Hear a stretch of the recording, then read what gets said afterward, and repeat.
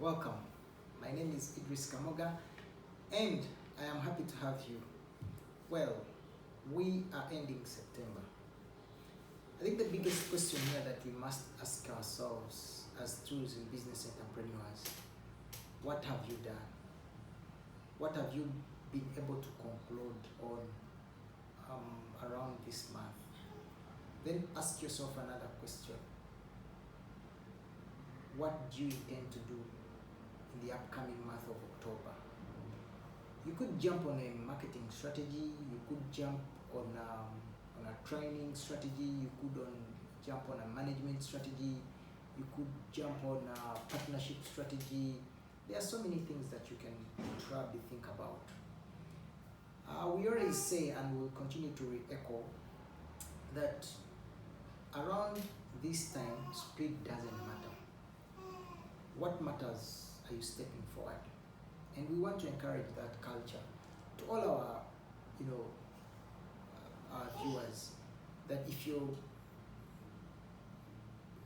looking up to a better step in the tourism business, probably for you to get success ahead of you, be sure that you can step forward at a given time, slow but sure. That's the most important thing.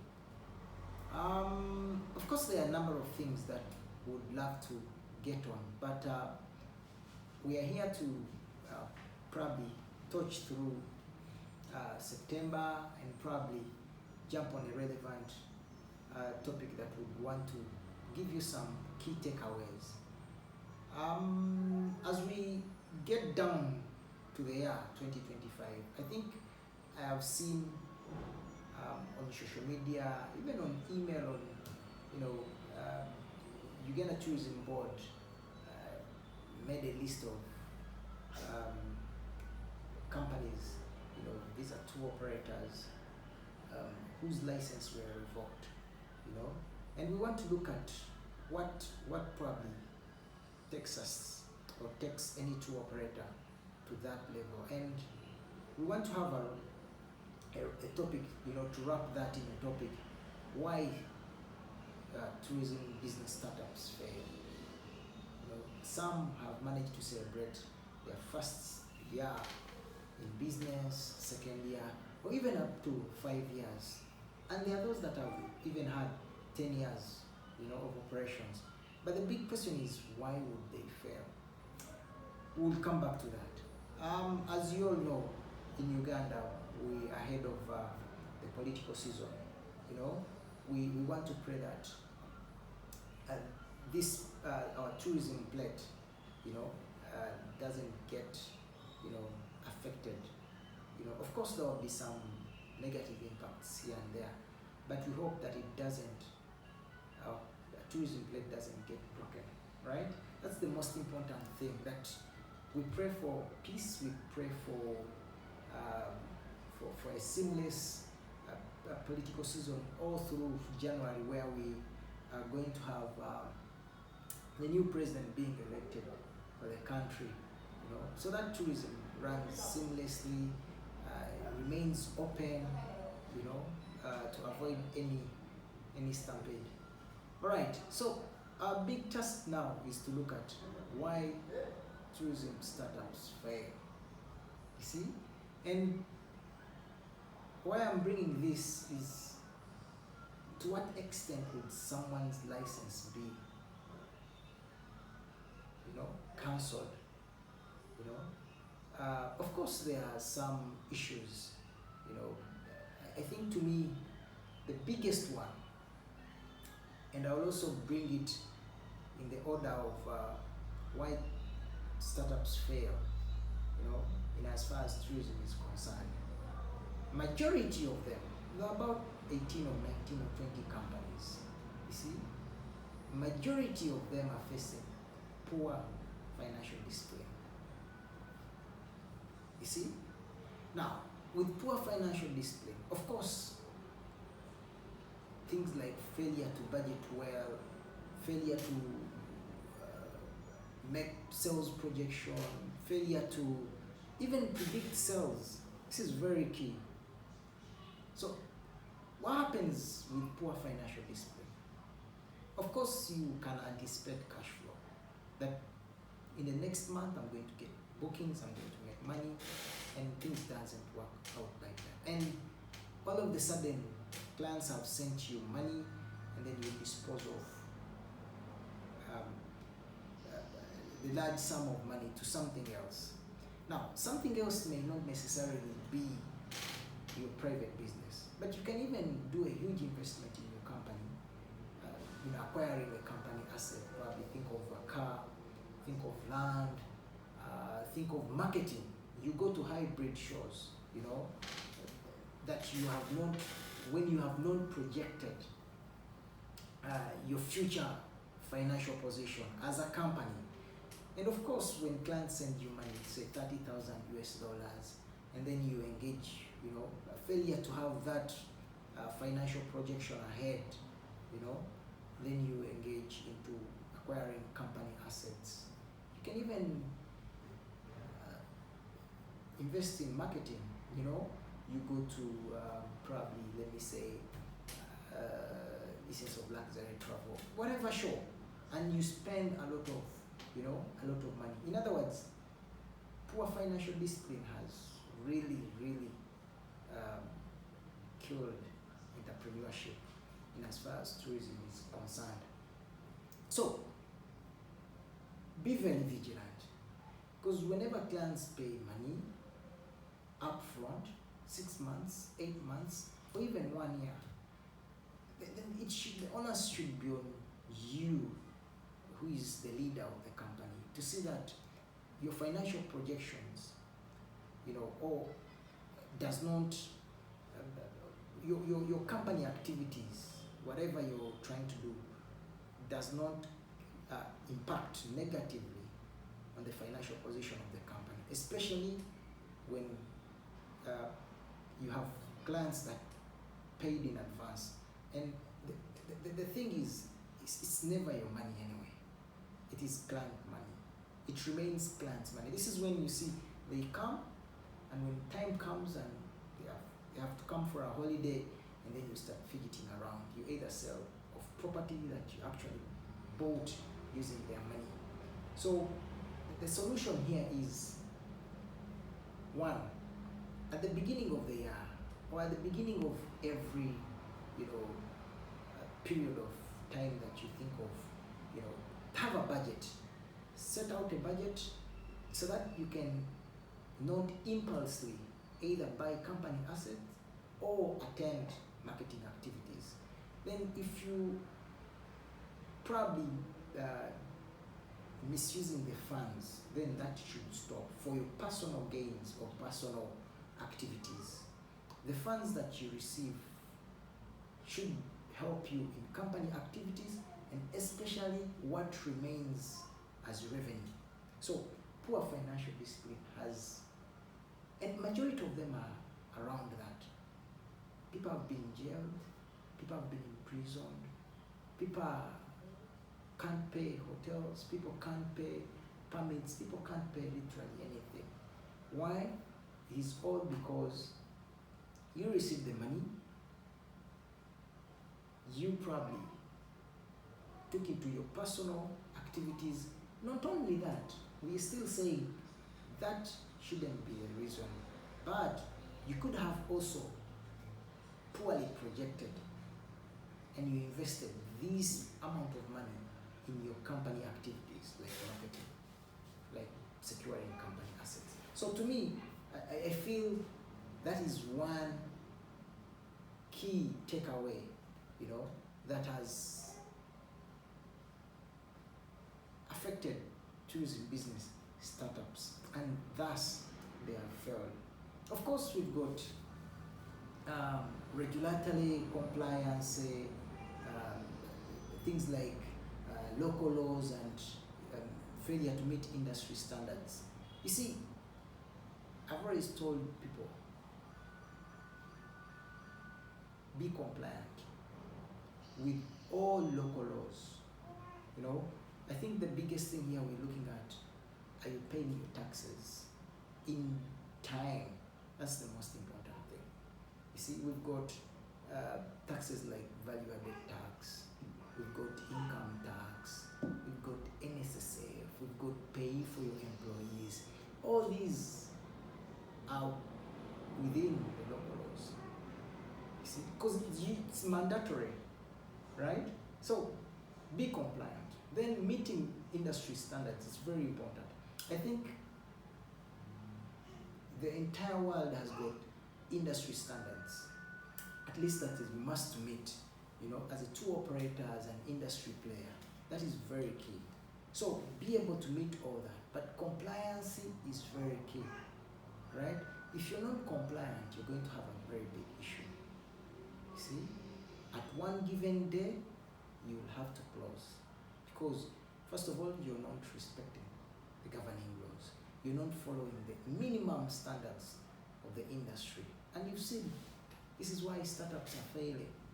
And I'm wondering, to majority tour operators up to now, or even tourism business entrepreneurs, don't think that they qualify to pay any taxes. Why? Submit your taxes in time. Meet industry standards, operating procedures. And otherwise, if you don't do that, you're bound to fail, right? Well, poor marketing approach. Now, poor marketing approach, this has been a very big problem. And I think we've done a series of videos here explaining how to approach market in all angles.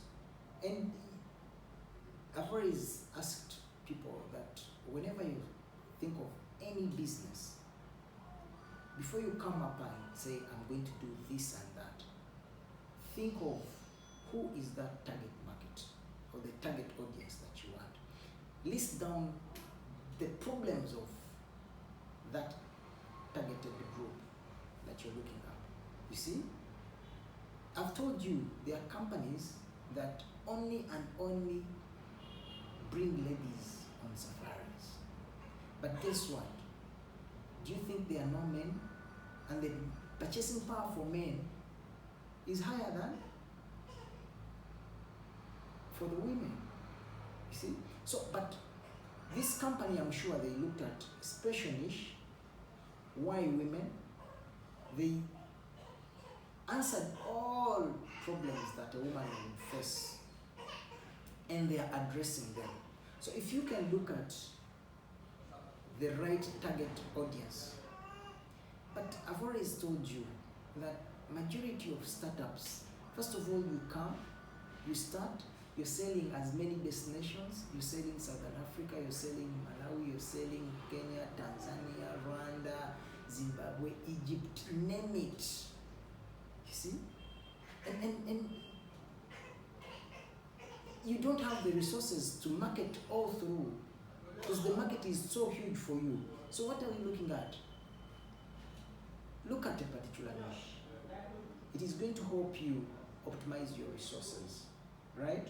So the marketing bit is still a challenge for startups, but we've always made our marketing lessons very simple. As long as you can target a particular community, identify their problems, write down their needs, and be able to tailor or customize those products to address their needs. That's the logic in marketing. You see? And we've always told you, if you want to target everyone, you'll end up appealing to nobody.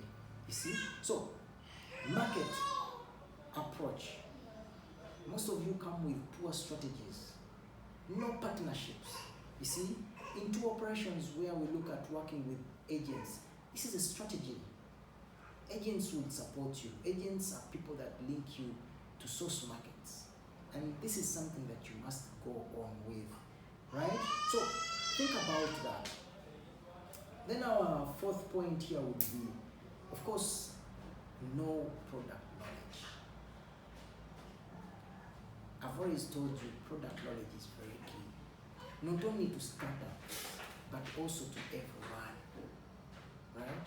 So be able to have accurate product knowledge. Product knowledge simply is how do things right? So, and if you don't know how to do things right, these are the results. Poor service delivery, poor products. I think for the people that are doing tour operations, you've seen that we can submit two itineraries. Someone with rich product knowledge and someone with poor product knowledge. Same itineraries, but a client will definitely pick an itinerary from someone whose product knowledge is very rich. Even when you go to hotel businesses, things are different. Someone opens up a hotel, has no product knowledge about hotel services and all that. The hotel services are poor, they serve cold food, everything is down. So, why startups fail? This is the main thing that we're looking at. You see, because you're opening up one, you're running one, you're 1 year old into the tourism business, 2nd year old or 3rd year old, but you're feeling frustrated at this time round. Can you look at some of these points that we've highlighted? And you'll see that you might be a victim of. So, if you don't have product knowledge, it's very key. Because product knowledge, if you lack product knowledge, there's no way how you're going to serve even a single client. Right? So, think of how you can get accurate and timely product knowledge. Product knowledge can be changing, in as far as technology is changing, destination is changing, services are changing. You must adapt to that as well. And our last key takeaway, we're looking at why tourism startups fail. We here want to look at management and teams. Now, I have seen with an example that tourism businesses, especially tour operators, first of all, they employ poor quality employees. Trust me, if you want to get work done smartly, you must employ smarter people, right? This is very important, you see? But first of all, we look at one, our close family relatives, which is very okay if they qualify. But at one point, they don't qualify. They lack product knowledge. They literally don't know how to do anything. And these are the people we bring on board to work with. Secondly, some have even not believed that they cannot run a company on a one-man's show. That you find the gentleman, he's the director, he's the person who goes to the bank, he's the person who goes by his permit, he's the driver, he does literally everything in office. So lack of management team, lack of a qualified team. I'll tell you, there are so many key advantages of a qualified team. Of course, you're guaranteed of good service. In quality time, service will be delivered promptly and guaranteed quality. And that would save a lot of time, right? So, be very mindful when you're looking at management or when you're setting up your management team. First of all, who is that person that you want to work with? He or she qualifies. Yes, you want to work with your wife, 100% agree. Can you send your wife for training?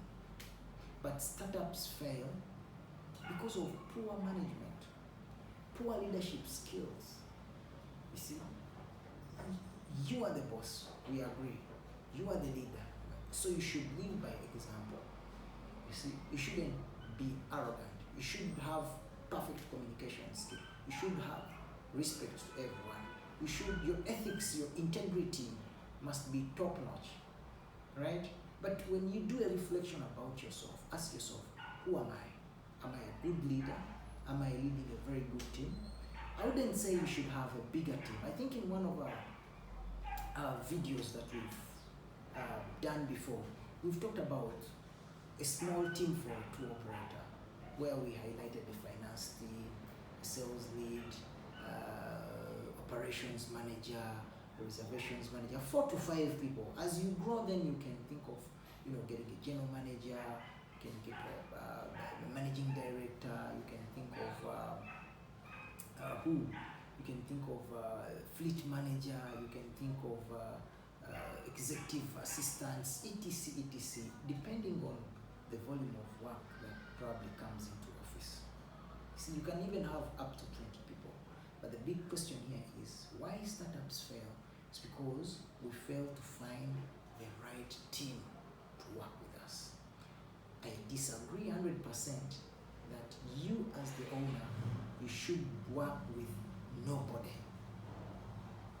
I've had so many points being raised, issues raised amongst probably trust, integrity of the staff, all that. Let me tell you, create a system. Create a system that will try to instill trust amongst your employees. You see, create a system that will make everyone feel comfortable working with you, right? And you cannot grow when you're working alone. Trust me, you cannot, 100%. So I hope you've learned something. And our theme was why tourism business startups fail. And we've given you 5 key takeaways. To summarize them for you again, we've highlighted poor financial discipline. That is one of the biggest reasons as why tourism business startups fail. We've talked about regulatory compliance. People are not compliant by the law, not only meeting the industry's minimum standards. We've talked about poor marketing approach. We tend to target to sell to everyone. It is impossible, right? Poor or no product knowledge. We seem not to be knowing what to do, how to do it. In other words, we don't know how to do the game right. And lastly has been poor management or the team that we are working with, right? So I hope you've learned. As we close down this September, let me wish you a happy October, and please learn how to do tourism as a business. As we've already said, tourism is everyone's business. There's no rocket science in doing so. And do not forget to follow us on our social media handles. We are on Twitter, we are on LinkedIn, we are on YouTube. Do not forget to subscribe for these and more learning tutorials. We'll keep here and we'll keep sharing with you these and more that will be coming. I want to say bye-bye, and I can't wait to see you in our next video.